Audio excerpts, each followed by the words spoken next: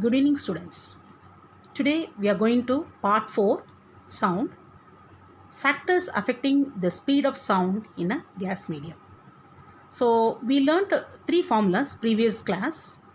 One is given by Young's modulus, next Newton's assumption, and Laplace. So, what are the three formulas?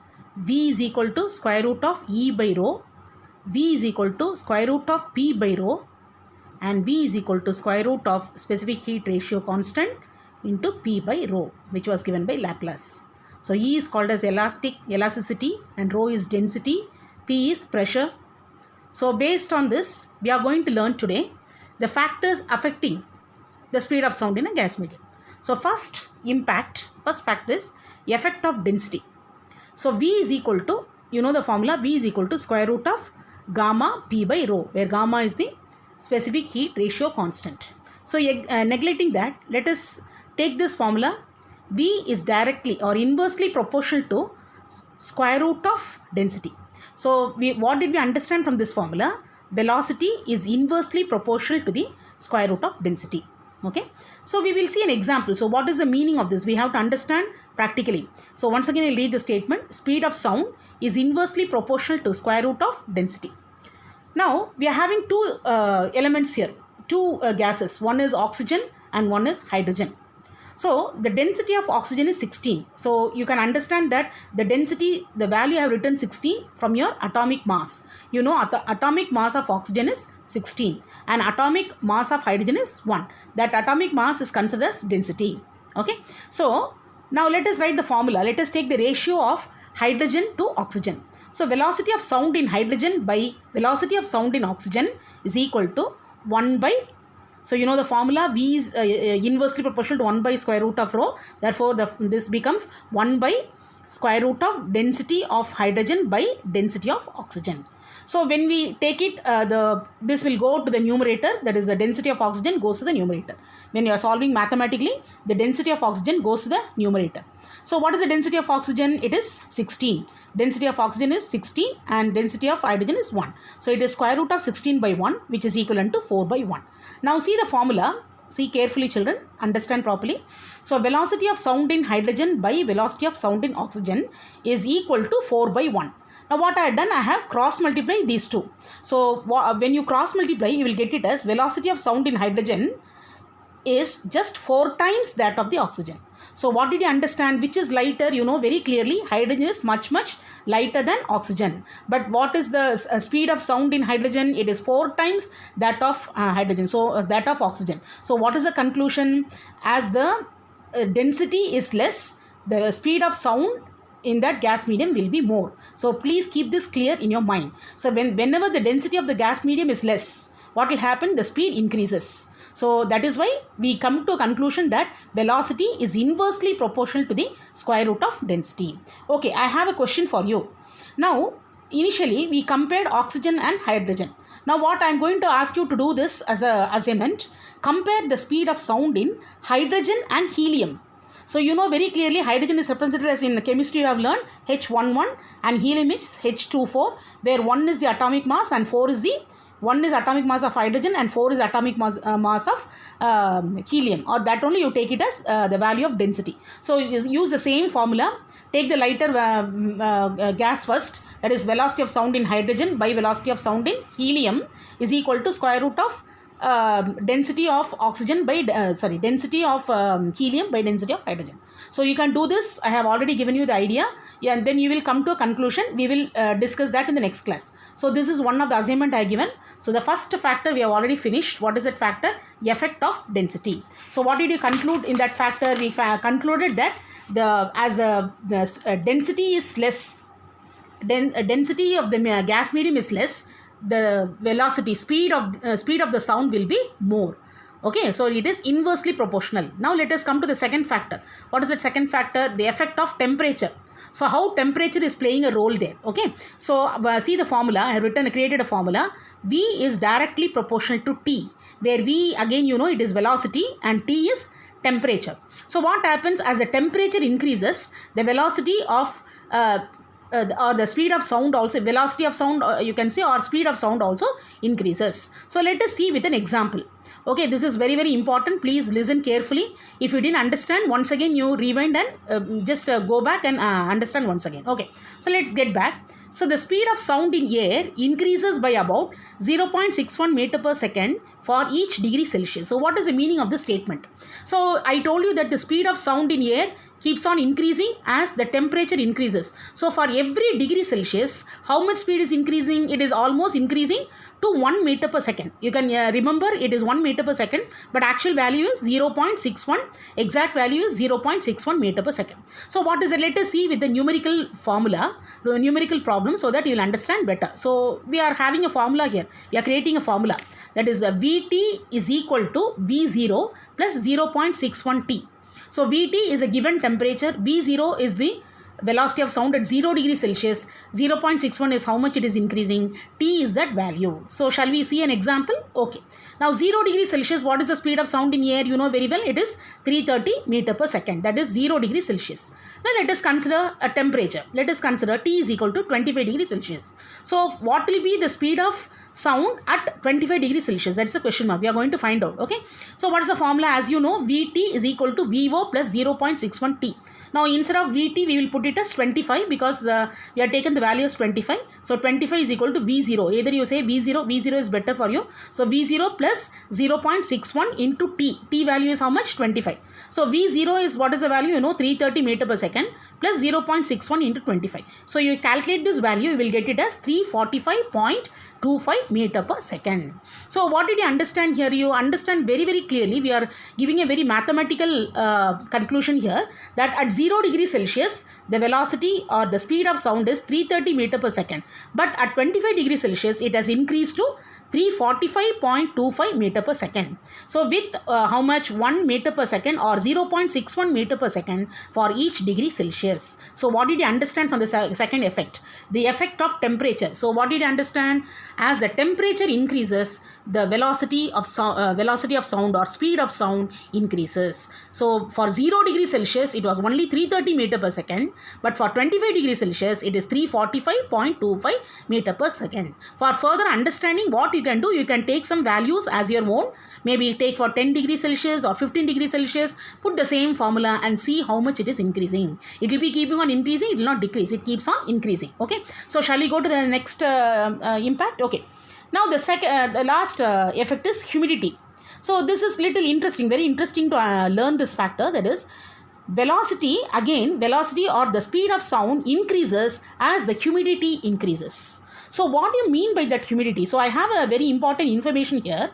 So humidity means it consists of water vapor, is it not? So the density of water vapor is about 5 by 8 times the density of air at ordinary temperature. So 5 by 8 times means it is very much less. So the humid air, the density of humid air is much, much lesser than the density of the dry air. So this is a very, very important knowledge. We will see in detail when we are learning about this atmospheric pressure. I will give you the reason also why this, humid air has less density than dry air. I will give you the reason when I am teaching that chapter. Okay, now you just understand that humid air have very much less density, that is it has only 5 by 8 times that of the dry air. Okay, now what did you understand from the first effect? If the density is less, velocity will be more. So which is having less density, humid air or dry air? Humid air is having very much less density. So what will be the velocity? If the density is less, velocity will be more. Just now we saw with the example of hydrogen and oxygen, is it not? So the density of hydrogen was less, but the speed was more. Same way here, the velocity of sound in humid air will be more than the velocity of sound in dry air. So from this we will understand that sound travels faster in humid air than in dry air. So I hope you have understood this concept, this factor. So shall we go to the next one? Yes, very interesting. You would have heard music somewhere when you are relaxing at your home. You will hear some distant music, but you will experience that sometimes it is quick and louder and sometimes it vanishes. So what is the reason for that? This is nothing but the effect of direction of wind. Okay. Now I have drawn a simplified diagram I have given for you to understand. Okay. So here you are seeing the medium of propagation and the wave is crossing through that medium. Okay, so you have learnt all these concepts initially I have told in part 1a and part 1b. So if you don't understand, once again go through that, you will understand. Okay, so v refers the speed of sound. So that is going in it is propagating through a medium with a certain velocity. Now see, I have given a direction of, you can see this here, direction of wind, which is represented by W.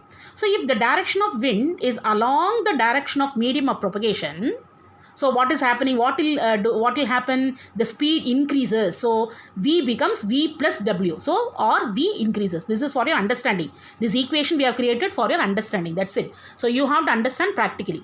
Okay. Now see the second diagram. What will you understand here? See, again the wave is propagating with certain velocity. But look at the direction of wind. It is in the opposite direction. The wave is moving in one direction and the wind is moving in the opposite direction. So what will happen? Automatically the velocity of sound decreases, which is given by the equation v is equal to v minus w. So v decreases. So did you understand, children? So how many factors are there by which the effect of by which the speed of sound is affected? First we saw as density. Second, what is it? Temperature. Third, humidity. Last is effect of direction of wind. So all the four you have to learn thoroughly. It is very, very important. Now we will come to a very interesting concept, that is factors which are not affecting the speed of sound. See, first we saw the factors which are affecting the speed of sound. So you have understood clearly. Now we are going to learn about factors which are not affecting the speed of sound. So what are the factors? Let us come to this factor. First factor is pressure. Now children, you have to be very, very careful when I am explaining this. Listen carefully, view carefully, and then you will understand. If you don't, then if you don't put your attention, it's difficult. Okay, so v is equal to square root of gamma p by rho. Now see this ratio, p by rho. I have taken p by rho ratio, which remains constant. What is it? You can learn, but you should understand practically. Okay, so I have taken it, all these things are not in your textbook, so I have created framed separate formulas and make you understand. Two equations I made and make you understand. Okay, so let us come to Boyle's law. Maybe you have not learned Boyle's law, but you know you have to learn Boyle's law. In chemistry you'll be learning higher levels. Nothing but what the Boyle's law says, that pressure is inversely proportional to volume. So as the pressure increases, volume decreases. So let us create an equation. P is inversely proportional to 1 by V. So you keep this asset, side by you can keep. So first we are taking Boyle's law. Now what you are going to understand is, according to definition from 7th standard you are learning, what is that? Rho is equal to m by V. Density is equal to mass by volume. So what did you understand? Density and volume are inversely proportional. That means, see, rho is in the numerator and volume is in the denominator. So this is small v. Sorry, I have written in a capital V. See, when you are writing density, write it as volume, you write it as a small v. Okay. So as density increases, volume decreases. Now, what did you understand here? Again, rho is inversely proportional to volume. Okay. Now there are two equations. One is P is also inversely proportional to volume. Density is also inversely proportional to volume. So I am going to compare these two equations. What is equation 1? Once again I am repeating. P is inversely proportional to 1 by volume. Rho is also inversely proportional to 1 by volume. So two equations are there, and this P refers to pressure, rho refers to density. Okay. So when you compare these two equations, that is, if RHS is equal, then LHS also will be equal. So P is directly proportional to rho. From this, from comparing the two equations, we understand that P as P increases, rho also increases. Or we can say that P by rho is a constant, or the P by rho ratio is a constant. So how will you understand this practically? So if the pressure is doubled, we are increasing the pressure or doubling the pressure, what will happen to the density? The density also will double, but volume will become half. So this, let us come to the formula here. V is equal to square root of gamma P by rho, but already we know that P by rho is a constant. Therefore, velocity is not dependent on pressure. So that is a conclusion. See, what are we discussing now? Factors which are not affecting the speed of sound in a medium, in gas medium. Okay. So the first factor is pressure. Already we have understood. So for that only I am detailing. For understanding that pressure, we want to know that P by rho ratio is a constant. You understood just now that how P by rho ratio is a constant, taking from Boyle's law and the general definition. Once again you go through it. Okay. Now let us come to the last one, which is second one, which is amplitude. And again, velocity does not depend on the amplitude. You can just learn as a theoretical sentence. So three factors. One is pressure, second is amplitude, third one is wavelength. Wavelength is also not, or the speed of sound is not dependent on wavelength. So these are the three factors. Once again I repeat, which are the three factors which are not affecting the speed of sound in gas medium? First is pressure, second one is amplitude, third one is wavelength. So we are concluding this part for children. So what is assignment? I want you to learn this in a detailed manner. I am not giving any extra questions. I want you to prepare this factors separately. One is factors depending where the velocity of sound is depending on some factors, and velocity of sound which is not depending on some factors. Both you should learn thoroughly, because there are a lot of questions available from this topic. So note down the assignment. What are the factors affecting the speed of sound in gas medium? Explain. Next, what are the factors by which the speed of sound does not depend? Explain. Each factor I expect you to explain. While learning, you have to learn with the explanation. Okay. Thank you, children. Please, I hope all of you are learning the whole chapter. I am going very slow. Part by part I am going. So learn all the parts one by one. We will have 5 parts. And all the 5 parts you learn, I will give in short, I will give you in future, I will give you an assessment. Okay. Thanks a lot, children.